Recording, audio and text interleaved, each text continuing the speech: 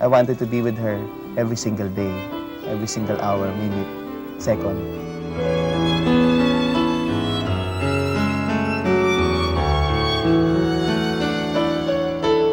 Siguro naisip namin, if we were married, then we could do more things together and we could share a lot more things together. Ikaw lamang ang pangakong mahalin. I had had my fill of single blessedness. I had done everything I thought that, I wanted to do then. Paman, yakapin mo. I felt that I found a good fit, a really good fit, and I didn't think that that was going to happen again just like that. At mapapawi. In other words, he hadn't been trying to impress me at all. No. Nor was I trying to impress him. So there was there were no illusions, no imaging problems. It was grounded on Keep up. reality.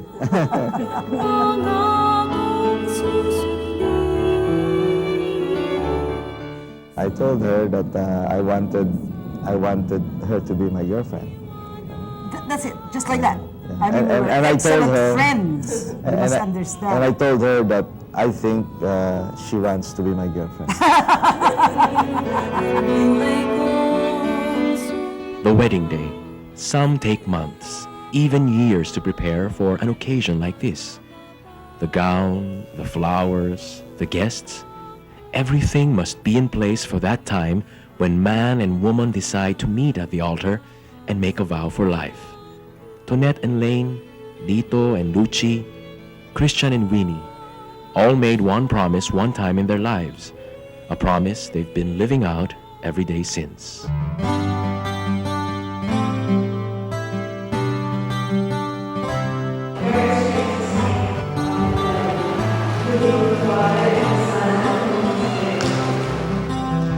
Basta, syempre, hindi ka naman sanay, di ba? Napagising mo, who's this? Di ba? Parang, ano ba to? Pag gano'n ko, hindi na pala ako mag-isa sa kama ko, di ba? Suddenly, ang daming pillows. Gano'n mag-gano'n mo, ang daming mga pillow-pillow doon.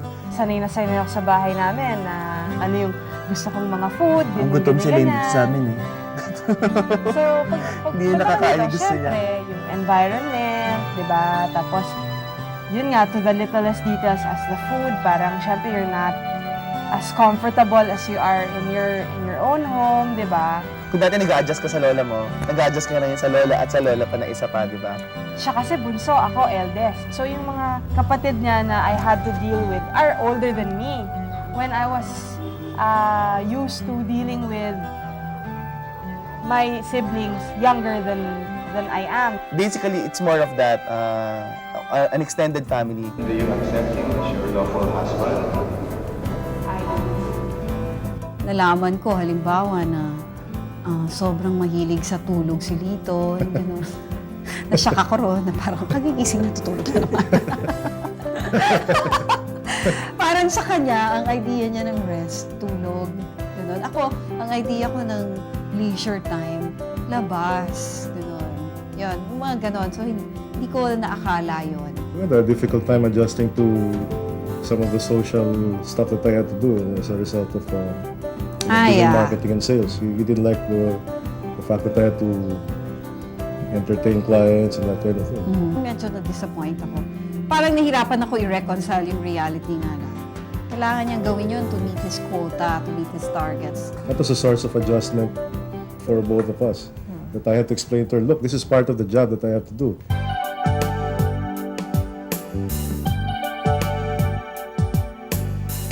We were in the United States for 10 years, the first 10 years of our marriage or 9 years of our marriage. We came here and it was a different culture. In the States, everything was a family, was centered around the family. Naturally, it was kind of a circling your wagons of we were alone, no? And so that helped.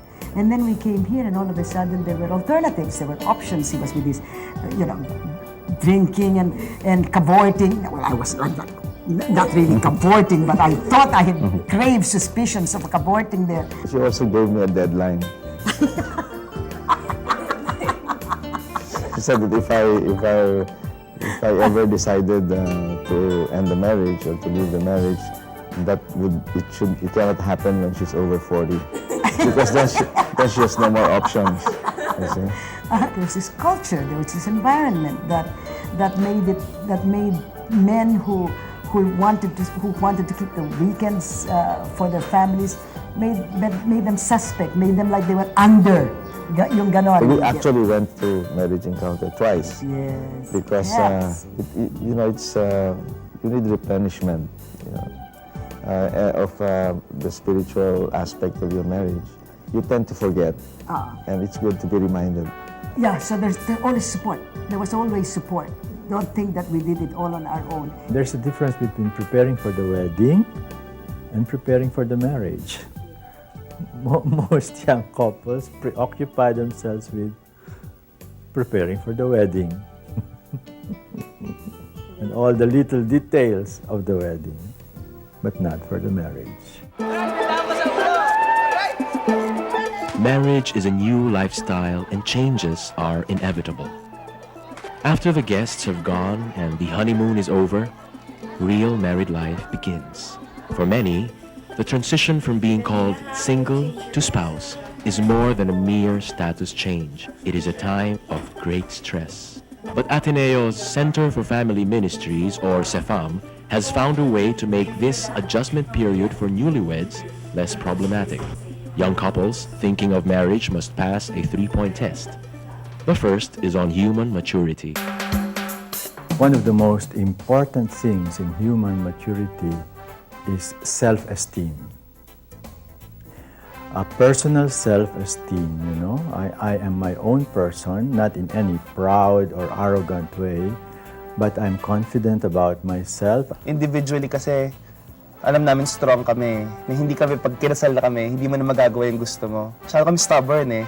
Stubborn kami pareho, individually. Never naman kami na we depended on each other so much na nahamper na kami to do things which we wanted to do. For example, now that we're married, I'm still working. Kung mahina ang self-esteem namin, siguro everyday na kami nag-aaway eh. Kasi Lane works and I'm freelance. Regular, diba? Regular siya. And I'm the one who's freelance, who's nandito sa bahay, gano'n, na yung... Siya yung parang business. Siya yung regular income, ako yung spurts income, yung malaki income ko, biglang wala akong income. Malaki income ko, wala akong income, yung gano'n.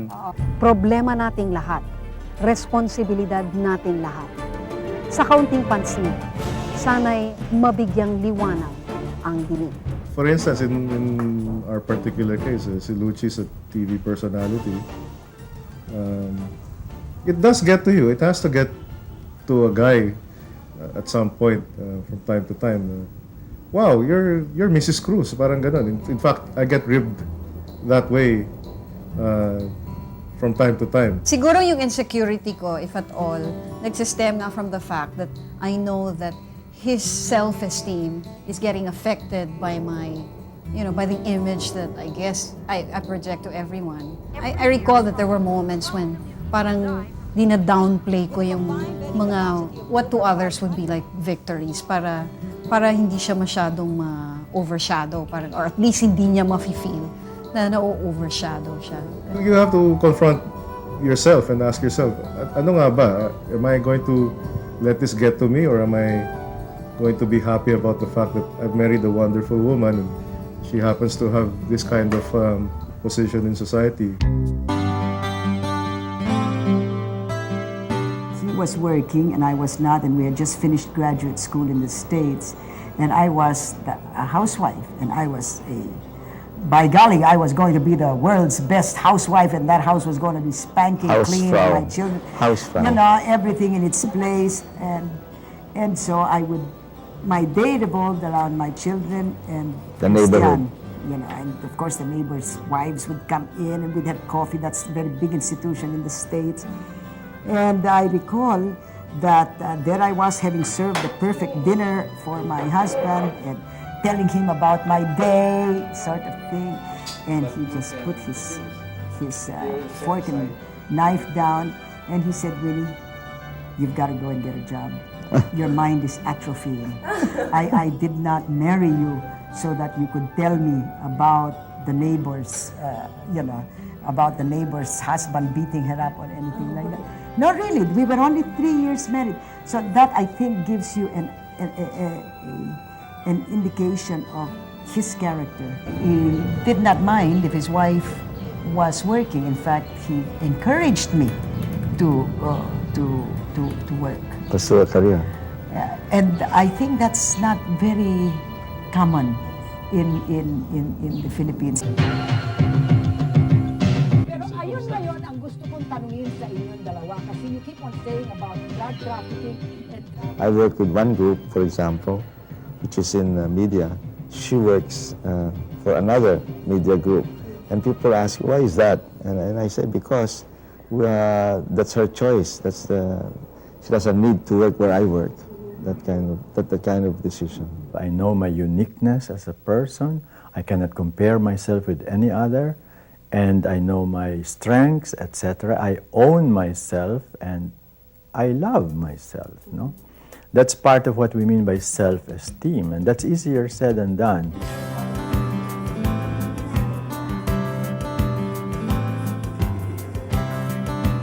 Marriage is not easy, even with two mature individuals. There will always be moments of conflict and disagreements. We argue. Argue violently. When at some point you say, we've argued, finished, we can't agree on this. Finish. I mean, it's not one of those things we must think alike. That's the easiest road to boredom. Actually, yung sa amin, pag nainis na kami for at the most 5 minutes. Tapos, wala na. Parang, Saka hindi kami nagde-develop into a fight kasi sila yung parang wall eh. oh, Ako lang nagsasalita. Wrestling. Ako lang yun. It's a one-way ticket eh. So actually, natatawa nga ako pag gano'n, pag may mga arguments. Feeling ko nasa nasa TV show, gano'n. Kaya parang nasi-switch. Syempre magagalit ka muna o maiinis ka, pero parang na-realize mo, kakatawa naman to, parang gano'n. So parang nasi-switch to another channel ka, tapos parang wala na, gano'n. Karamihan ng mga fights namin nag-occur during the first few years. Siguro mga first year or two. Yung ganon. Yun, talagang daming away noon. As in, mga dramatic away na mga tipong mag-drive out of the house pa si Lito, mga ganon. Tapos ako mabahala ka. But a lot of that had to do also with the fact that we were both tired and minsan talaga nagkakasabay yung init ng ulo or circumstances in work. Marital squabbles are all part of the deal. But if couples start out by having the same basic values and set of priorities, many fights can be averted. A must for couples contemplating marriage is part 2 of the Marriage 3-point test. Value clarification. Many couples, they just play it by ear, you know. They don't really go into any systematic way of assessing this. And it's, to me, very important, no? Because you may have two people who have different priorities or different values altogether. We both felt that it was important for both of us to be faithful. That wala kami nung mga angst ng mga ibang young couples na parang we were going to give up, you know, meeting other people. And wala kaming mga ganon. So in that sense, pareho kaming conservative na parang, yun, number one, we were going to be faithful. Saka yun yung talaga nagpatagal sa amin eh, kung bakit kami tumagal as a couple. Kasi Oh, alam yes, namin na ang basic diba? values namin pareho. I mean, we both like a good life. We both like to be more than what we're at right now. Please don't let us give you the impression that our relationship is one of those sweetie and all roses and violins and flowers and music. It's not that There's a lot of arguments in this marriage. But one, it's interesting. Two, it's lifelong commitment. I mean, there was never any time that there was any serious doubt. In other words, that was never an option. Sharing our lives with one another. In other words, you know, what's important to her, in other words, I live vicariously with whatever it is that's important to her, and I suppose she does the same with me. God is number one in our lives. Parang even before ourselves, parang it's yung ano namin, yung siguro our love for the Lord yun. So, yun yung the very basic value system. When you marry, you really bring a whole repertoire of yourself coming from your family of origin. Marriage does not seek to change what took years to form. Value systems are not compromised. They are tested. Priorities don't change. They are challenged. And when things get to a head and no one is willing to bend, couples find the greatest neutralizer in love. The third and last part of the 3-point marriage test is authentic love. When the satisfaction, security, and development of the other is as significant to me as my own security, satisfaction, and development, love exists. You come to a point where talagang it hits you that you really just made a commitment. Love is a decision, right? That's what we learned. And you need sometimes that spiritual dimension and that strengthening in order to make that decision. The easiest thing to do is to love when it feels like loving, you know. Ang daling mag-loving-loving pag talaga, oh, naku, romantic yung feeling. Pero the hardest thing to do is to love when it doesn't feel like it, when in fact you feel like hating, di ba? And parang I'd like to think that that's how mature the love has become. It's a lot more down to earth. It's a lot more practical. Kahit na ano pang mangyari, kahit na ano pang disagreement, na parang masasabi ko pa rin na hindi, paninindigan ko yung unang commitment ko na itong taong pinili kong mahalin, sumamahalin ko siya. Oh, this is the song that made me fall in love with him. Bakit? Kasi nasa Channel 2 kami noon. We were working together in ABS-CBN. Tapos one time, may nagdala ng gitara. Eh, crush ko na siya noon kasi pogi. Hindi pa siya mataba. Tapos biglang kinuha niya yung gitara. Taba ako? Kinuha niya yung gitara, tapos bigla siyang tumugtog. Tapos na-in love ako lalo. Sabi ko, magaling mag-gitara. Hindi niya alam, ito lang alam ko tugtugin. Nakalimutan ko lang eh. Yan isa sa mga disappointments ko. Like a lover of the morning sun, slowly rises and kisses you away. I want to keep nurturing the romantic side of it because in a way that also vaccinates me against temptations. So It yun. makes loving easier also when you try to work up the romance, you know, from time to time.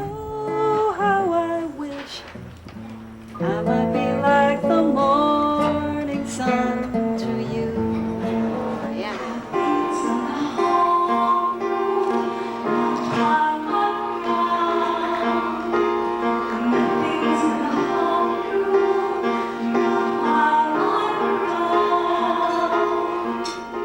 Lane went to London before, alone. She had a conference. She was pregnant with our first child. Tapos, akala ko okay lang. They drove her to the airport, gano'n. So, bumaba niya ng airport. So, paalis ako ng airport. Sobrang empty. Ang empty ng feeling. Parang, Siyempre, you're sad, di ba? Because you're not with the one you love. Parang it sounds corny, pero ganun yung feeling.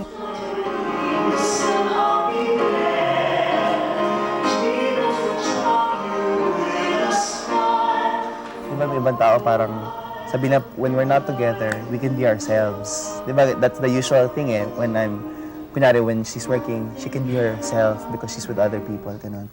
Siguro, because na rin Lane and I belong to a group before, we knew how each other, alam mo, pareho kami mag-act with another group, with each other, and by ourselves.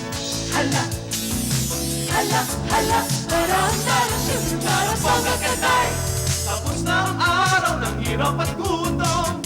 Swerte nakaangin ng madatong. Buhok mo'y Gucci, talampak ay Gucci. Suot mo'y gawa ni Pinoy, di nanggaling kay Eloy. Mas liberating pa nga na magkasama kayo kaysa mag-isa ka lang. Kasi di ba ang concept mo of being liberated or something that liberates you is when you're alone lang, when you can do things on your own, when you're independent. Pero yung parang sa case namin, we feel more liberated or we feel more free if we're together.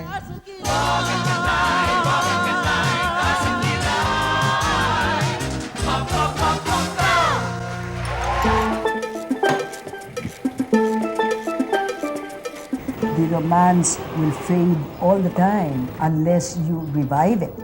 And that's the purpose of all these weekends and all, because love is a decision, and if you want to keep up, you don't say, well, you know, we're old and put Decrepit. out to pasture, No. etc., etc. You want to keep And seriously, disabled. seriously. That's part of the deal. You can actually create the romance if you know, if you work at it. As Father Chuck, who is a Jesuit, Chuck Gallagher, exhorts us to do, he says, pray for passion. And so you pray for passion and you work at it too. And sometimes you pray a little harder.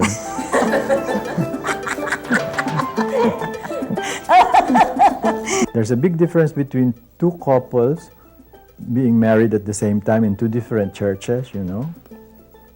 One couple is in front of the altar, and each one is saying to the other quietly within himself, ngayong mag-asawa na tayo, halika, paligayahin mo ako. It's very different from another couple in another church in front of the altar, each one saying to himself or herself, ngayong mag-asawa na tayo, halika, papaano kita mapaliligaya.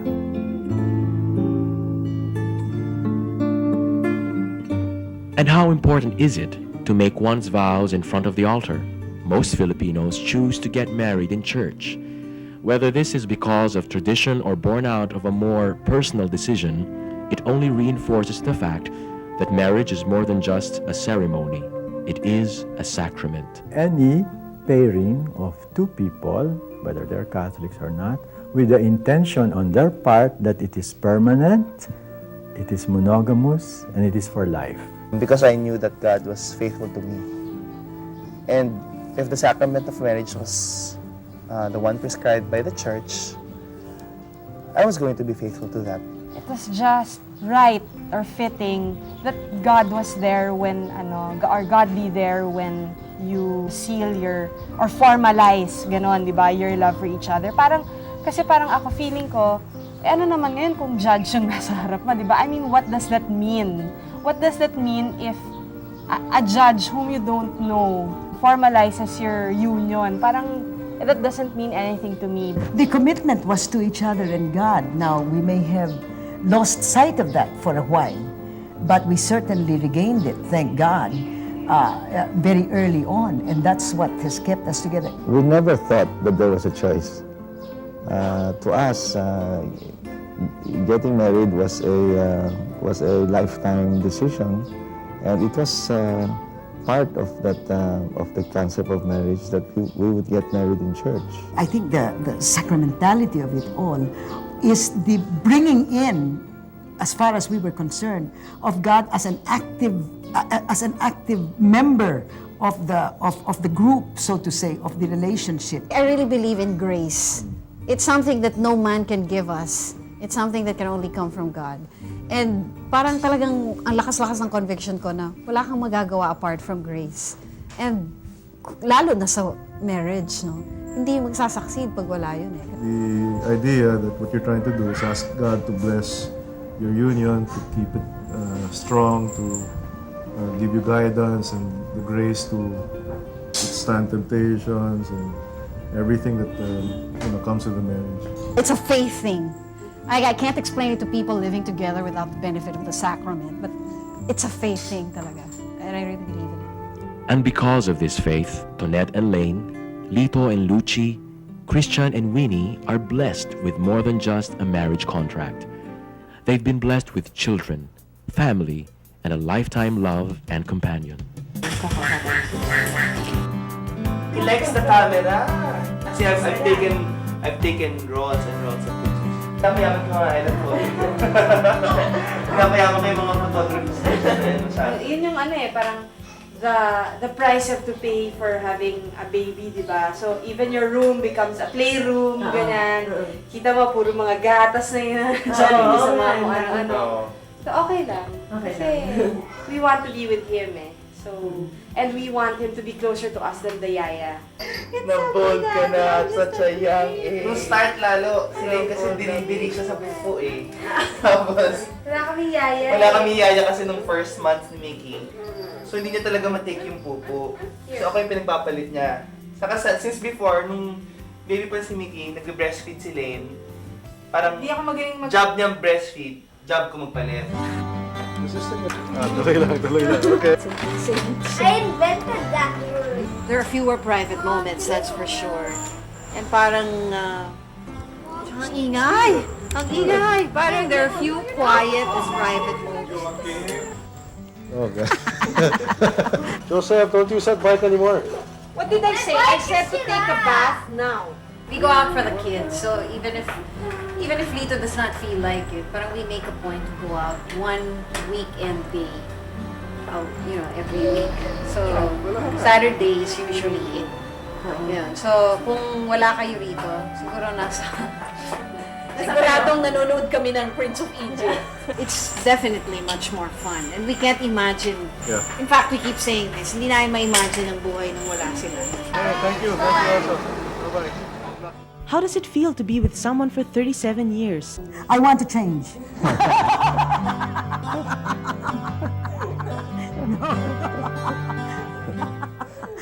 No. There is always that. I wonder how it would have been with somebody else. But And then we see how that somebody else looks now. No. say, oh, thank God! I'll keep this option. Actually, a lot of our friends' marriages have ended, have terminated.